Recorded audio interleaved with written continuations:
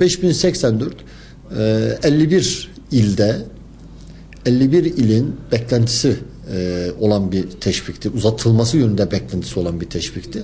Sizlerin de bildiği gibi, herkesin de bildiği gibi 2013 yılının başında süresi doldu 5084 sayılı teşviğin. Bu teşvik 5 yıl süresince yürürlükte kaldı. Hatta daha öncesinde 4325 olarak 5 yıl daha ondan önce de yürürlükte kaldı. Son derece iş dünyasına önemli katkısı olan bir teşviktir. İşte 10 ve üzeri işçi çalıştıran ya da istihdam yapan iş yerlerinin SGK primine verilen destekti. Bu gerçekten önemli bir destekti. Ancak 2013 yılının başında da maalesef bitti, süresi doldu. Şimdi bunun süresinin dolmasıyla birlikte bir haksız rekabetin yaşanması söz konusudur.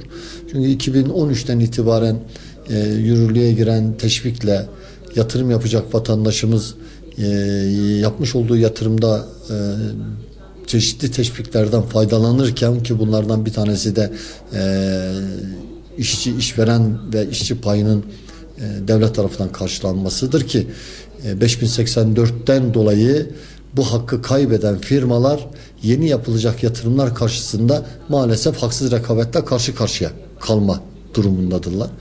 Son derece önemli bir teşviktir. Mutlaka uzatılması gerekir diye düşünüyorum. Bununla da ilgili tabii 51 ilin de yapmış olduğu girişim vardır ertelenmesi yönünde. Geçen ay Iğdır'da Iğdır Ticaret Sanayi Odası'nın açılışına katılmıştım.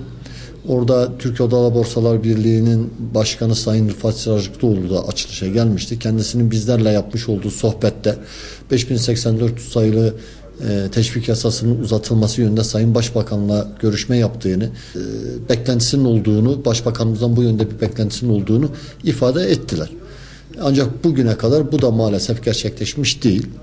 Şimdi burada yapılan şudur bana göre: vatandaşın beklentisinin gerçekleşip gerçekleşmeyeceğini tam manasıyla bilmeden ya da gerçekleşeceği yönünde küçücük bir işaret alan bazı arkadaşlarımız ya da siyasilerimiz bu haberi kimseye kaptırmamak ya da bunu kendisi istedi diye gerçekleşiyormuş havası vermek için hemen çıkıp gazeteci arkadaşlarımız vesilesiyle kamuoyuna duyuruyorlar.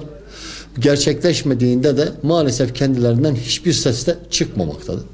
Bu yaklaşım doğru bir yaklaşım değil. Gayretlerin olduğu elbette ki gayret gösterilmelidir. Vatandaşın, iş dünyasının yaşamış olduğu sorunların çözümü yönünde herkes üstüne düşen gayreti yerine getirmelidir. Ancak bir çalışmayı kendine mal etme yönünde atılan erken adımlar maalesef iyi gelmediği zaman vatandaşta da moral bozukluğuna, umut kırıklığına neden olmaktadır.